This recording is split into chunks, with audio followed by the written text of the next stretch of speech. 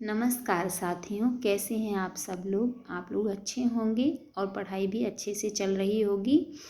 तो कल आपको मैंने फ्रांस की क्रांति पढ़ाया था और फ्रांस की क्रांति में हमने देखा था कि राजा को कैसे राजा ने अपने महल को छोड़ा और ओलंपस द गूंज के नेतृत्व में महिलाओं ने अपना आंदोलन किस प्रकार से किया कि राजा को मजबूर होकर अपना किला छोड़ना पड़ा। आज हम पढ़ेंगे कि फ्रांस में विधानसभा का गठन कैसे हुआ और विधानसभा में क्या क्या शर्तें थी, विधानसभा के सदस्यों की क्या क्या योग्यताएं थीं। तो टॉपिक को स्टार्ट करते हैं। तो 14 जुलाई 1789 ईस्वी को जिस दिन बास्तिल दुर्ग की पतन की घटना हुई थी, उसी दिन फ्रांस में जो है 14 जुलाई 1789 को दो घटनाएं हुई हैं। एक तो बास्तिल दुर्ग का पतन हुआ है, दूसरा आप याद रखोगे कि दूसरी घटना ये हुई है कि फ्रांस में संविधान सभा का गठन हुआ है। जैसे कि भारत में संविधान सभा का गठन हुआ था और उन्होंने भारत का संविधान लिखा, सेम ऐसे ही फ्रांस में 14 जुलाई 1789 को एक फ्रांस की संविधान सभा का गठन किया गया, जिन्होंने फ्रांस का संविधान बनाकर तैयार किया। और फ्रांस का संविधान लागू हुआ कब? तो ये लागू हुआ था 3 सितंबर 1791 1791 में लागू हुआ था। 3 सितंबर 1791 में, मतलब कि 2 साल इसको भी समय लगा फ्रांस का संविधान बनाने में और संविधान बनकर तैयार हुआ, जिसके तहत एक विधानसभा का गठन किया गया। फ्रांस में एक विधानसभा घोषित की गई कि एक फ्रांस में विधानसभा होगी, जिसमें कितने सदस्य होंगे? फ्रांस की विधानसभा में जो है 745 सदस्य निर्धारित किए गए कि फ्रांस की विधानसभा में 745 सदस्य होंगे और इनको कैसे, प्रत्यक्ष या अप्रत्यक्ष, प्रत्यक्ष रूप से जनता के द्वारा सदस्यों को चुना जाएगा।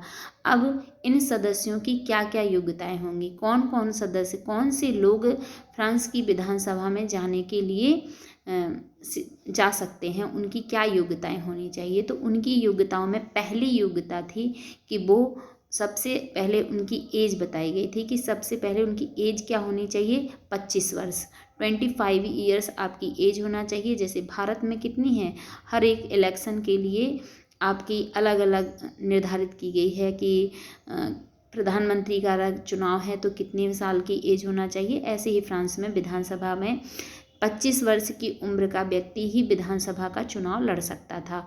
और दूसरा, आप अपनी वर्ष की कमाई का 3 दिन का टैक्स जो है राजा को देते होंगे। यानी एक वर्ष की कमाई में जितनी भी आपकी इनकम होती है, उसका 3 दिन का टैक्स आप राज्य को अदा करते हैं, तभी आप इलेक्शन में भाग लेने के अधिकारी होंगे।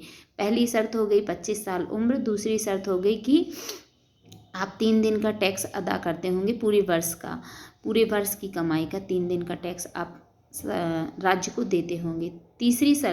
तीसरी शर्त ये थी कि जो एस्टेट जनरल के सदस्य थे, जिन्होंने एस्टेट जनरल के चुनाव में भाग लिए थे, वो सदस्य दोबारा विधानसभा के चुनाव में भाग नहीं लेंगे। ये सबसे बड़ा महत्वपूर्ण पॉइंट था। और तीसरा ये कि जो सदस्य जो हैं जागरूक हैं वही लोग भाग लेंगे। मतलब जो निष्क्रिय सदस्य हैं, निष्क्रिय लोग हैं, वो फ्रांस की विधानसभा में नहीं चुने जाएंगे, सक्रिय सदस्य ही भाग लेंगे। और चौथी शर्त जो सबसे महत्वपूर्ण है कि इसमें भी, विधानसभा में भी महिलाओं को सदस्य बनने का अधिकार नहीं दिया गया था।